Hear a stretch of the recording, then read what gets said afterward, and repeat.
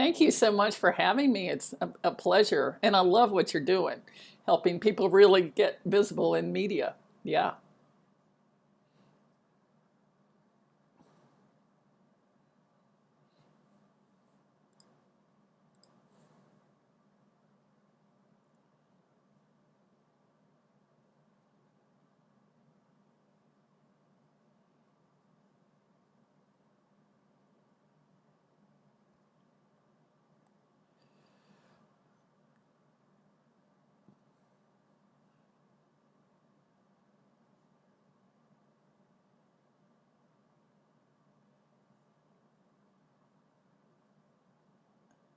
Sure.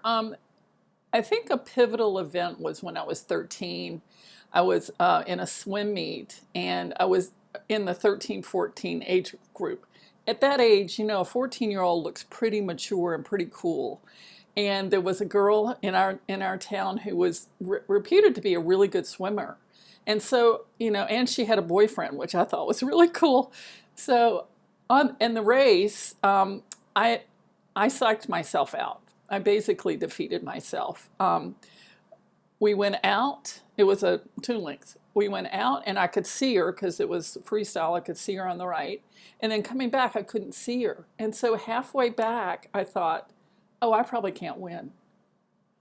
And when I touched the wall, she had touched me out by about that much. If I had gone for it, I would have won, and that would have made a tremendous difference in my adolescent life. But instead, I realized I have a problem. There's something wrong with the way I'm thinking. I don't understand it, but I know I need to address it. So that really began a whole search for me to understand the human psyche, to understand the human mind, and what I could do to do better, really. Um, and and so I got a master's in counseling psych. I've been a therapist. I've learned what really turned me around was when I learned how to deal with the subconscious. And I've worked with athletes, I've worked with all sorts of people, and now I work with business women to help them find out what's um, underneath the surface, so that they can clean that up and become more visible more comfortably. I'm not saying that being visible is always comfortable, because it's not, but it's necessary if people are going to know who we are, what we offer, and what our business could do for them. So, yeah.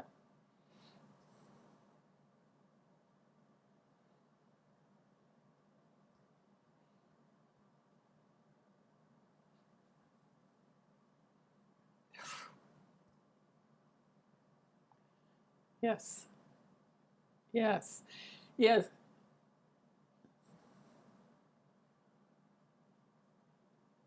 Right. Yes, yes. After I got my master's in counseling psych, I realized what I had been taught, because it only dealt with the conscious mind, was not going to work to help my clients. So I did not go into counseling at that point. I ran away and joined the circus, and to New York. I went to New York, and I got a job on Walter Cronkite's Universe at CBS News.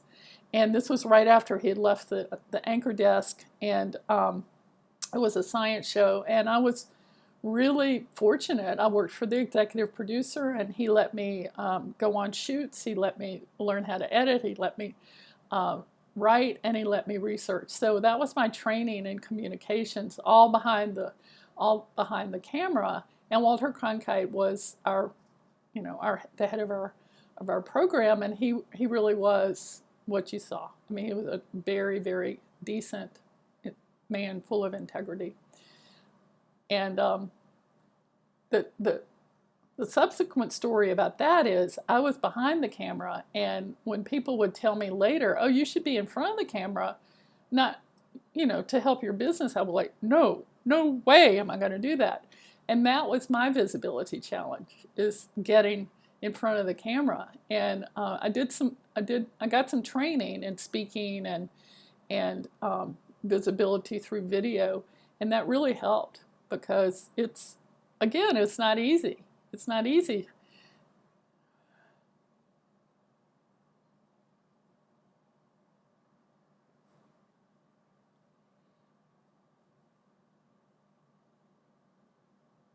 Right. It is.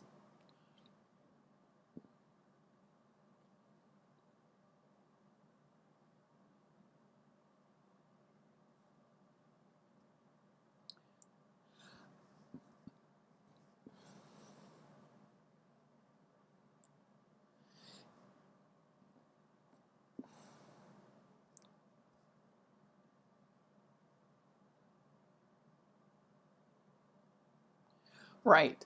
Um, I think to answer the first question, I think the underlying problem is that we women have been programmed, trained, and encouraged and rewarded for being nice. For being nice. When you think about the range of behaviors that are available to us, it's very narrow compared to men. If Hillary Clinton had acted like a man, in when she was running for president, she would have been even more hated than she was. Um, so I think that the constraints of being nice are really huge. And so anytime we try to step outside of that, it's like, well, is it nice to tell somebody that I'm really good at what I do? Is it nice to tell somebody I have this program or offering that might help them?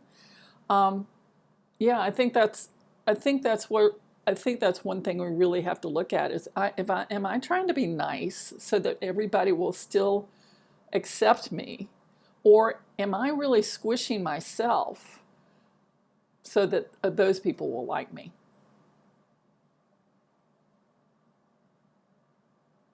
Mm, they are.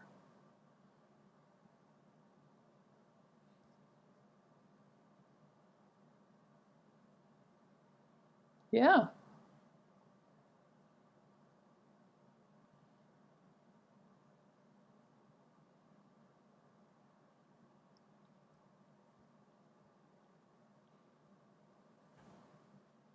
exactly.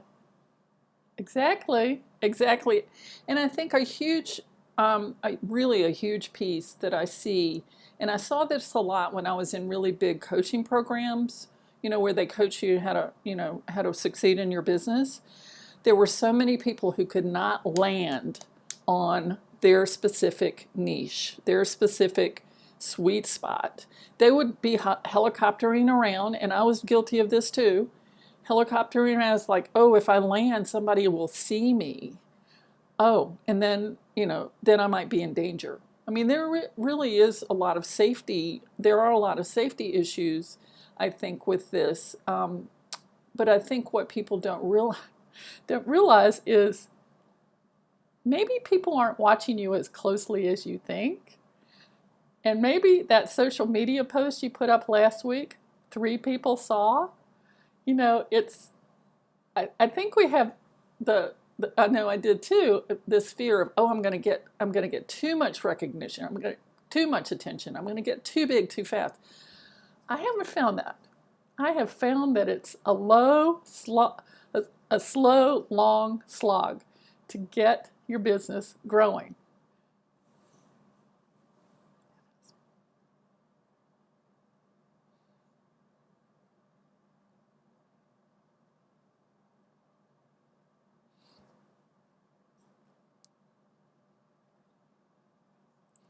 Yes.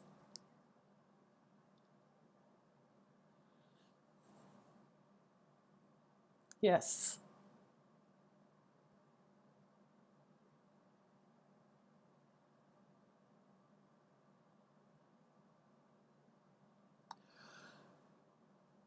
Exactly. And I think the other thing that we could think about is, can we give ourselves room to improve? So when I look at my early videos, which I finally started doing, and one way I got to do that was I told myself I was never going to criticize how I looked or sounded. And I don't make sense every time I make a video. I mean, and I just don't. But I'm there, I'm doing it, and it helps some people. And that's the whole point. It's of value to some people. Um, but starting out, and letting yourself grow. I think that's one of my major tips is be kind to yourself and let yourself grow. Because you really don't know what you're going to look like in 6 months or a year, right?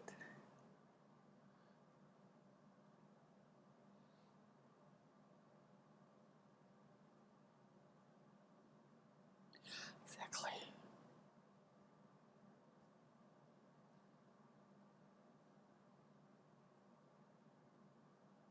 Yes. Yes.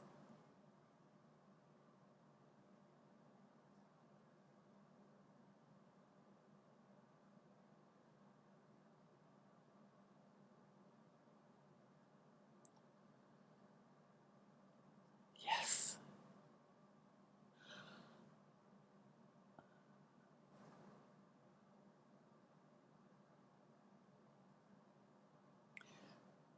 And get training. I mean, I did a video, a 30-day video challenge that was just fabulous because I got feedback from a small group. And I'd say, oh my gosh, I'm so worried about my neck. And they're like, you didn't even think about your neck. Why did you even say that? Like, oh, I think we're much harder on ourselves and much more, you know, looking with a microscope at our performance and how we look. And you know what? People really want real. They do not want the high gloss, you know. So yeah, they want real because usually people that I work with, they have gone through their own journey and that's how they know how to help other people, right? I mean, that's your story, that's my story.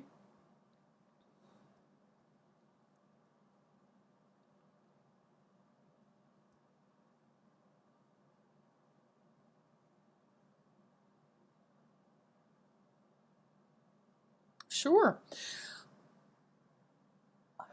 Yeah, I would say to get some support if it's training or working with a mastermind group or a coach to gain some of these skills because they are skills.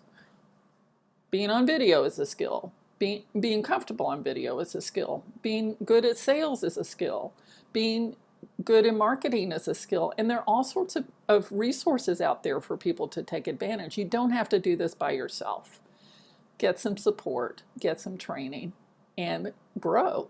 I mean, that's the biggest thing is let yourself grow because as you grow, your business grows.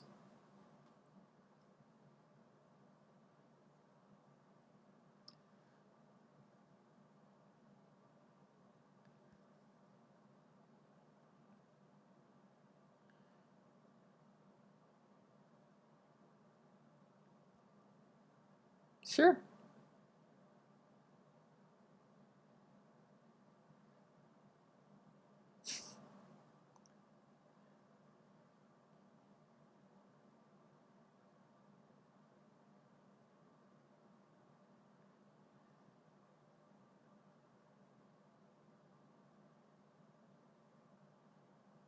Mm.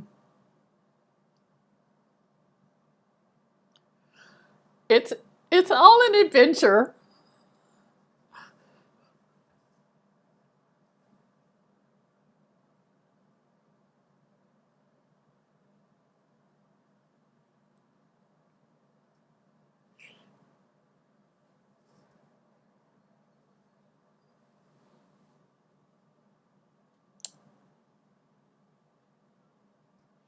This is real. Yeah, exactly. Exactly. Sure. My website, and I'll put it in the comments later. It's adelmichael.com, and it's spelled weird, so I will put it in the comments. And if you would like a free 30-minute consultation with me about your visibility mindset, that you can find that at talkwithadele, ADELE.com. And later in the month, on the 21st, I'm offering a Business Abundance with Adele live workshop on Zoom. And the registration page is not quite up yet, but it should be in the next couple of days. And I'll put that in the comments as well because it's a really wonderful way to work with other women, entrepreneurs, to find out where those roadblocks might be for you and start to uncover them and start to resolve them. So that's it. Yeah.